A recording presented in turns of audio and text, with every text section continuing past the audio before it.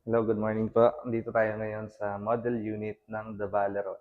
So, ngayon, tutur ko kayo dito sa ating model unit. This is a 3-bedroom. Medyo maliwanag lang siya. This is a 3-bedroom unit, 84 square meter. Ito yung original na layout niya, or ito, yung original na layout niya. But this unit is an upgraded unit which convert siya into 2-bedroom. Tara, pasukin natin. So, pag ganito na lang. Yan. Sarado natin yung pinto. Yan. This is the living area. Upon entry, so meron siyang maliit na cabinet dito. But this is actually a dining area and this is for the living area. So ngayon, wala lang tayong makikitang ano dito, dining table, but this is allocated for dining area. And then directly siya do sa living area. And dito naman sa likod ko, nandito yung ating malawak na kitchen area. So, upgraded na rin siya. Yan.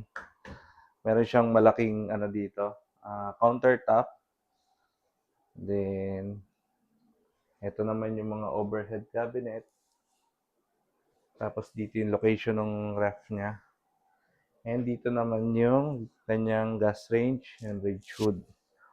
Meron din siyang mga cabinet sa ilalim. Dito sa DMCI, allowed po dito ang gasol. Hindi lang siya electric. So, pinapayagan yung gasol. Punta naman tayo dito sa, yan, dito sa CR. Pasok tayo. Yan. Yan. Meron tayong dalawang CR dito. This is a common toilet and bath. Yan. So, yung layout niya, tama-tama yung layout niya. Then, lavatory. Then, yung water closet. And yung shower area. So, ganyan siya kaluwag, no? Ganito ka-spacious yung 3-bedroom. So, dito pa lang sa kitchen, dining, and living area, maluwag na. Dito sa part na to, meron siyang washing machine room. Yan. Kita niyo siya. Yan. Medyo mahirap lang kasi yung camera natin. And ito naman yung 3rd bedroom. Ito siya. Yan. May maliit siyang cabinet dito. Sorry, kasama ako sa video. Yan, nandito na tayo sa bedroom. Yan, ito yung sinasabi ko na malaki siya. So, 2-bedroom talaga siya or 3-bedroom talaga siya, then kinonvert lang sa 2-bedroom. Yung pinuntahan natin kanina is the 3rd bedroom. So, dito originally yung master bedroom and dito dapat yung 2nd bedroom. Pero since kinonvert siya, ginawa siya master bedroom at dito sa likod, ginawa naman siya ng walk-in closet. Plus may mini office siya dito. Yan. Then meron siya sariling toilet and bath. So, wait lang, balik rin natin yung camera. Yan, meron siyang toilet and bath dito.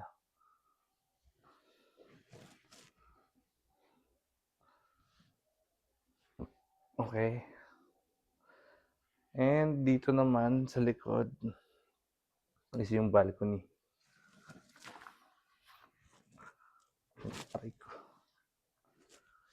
Yan, this is the balcony. Sobrang laki nitong balcony, around 10 square meter siya. Ito kagandahan dito sa Valeron, yung mga railings niya. Glass railings na po siya.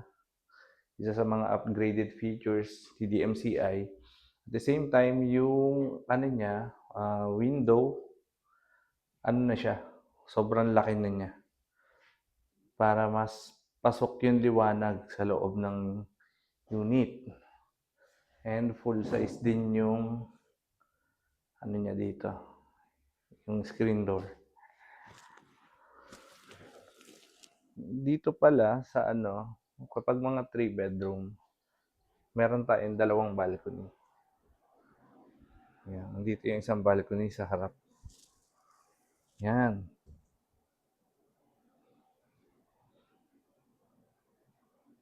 Ganda. Ito yung facing eastwood. Facing northeast. Kaya kung makikita nyo, meron siyang mga mountain range dyan. Which is the Sierra Madre Mountains. Ayun po, kung interested kayo na malaman kung paano makakuha ng unit dito sa Valeron or gusto nyong mag-tour dito sa mismong unit at the same time doon sa project, please send me a message para masamahan ko po kayo at ma-assist ko kayo dito sa Valeron. Salamat po.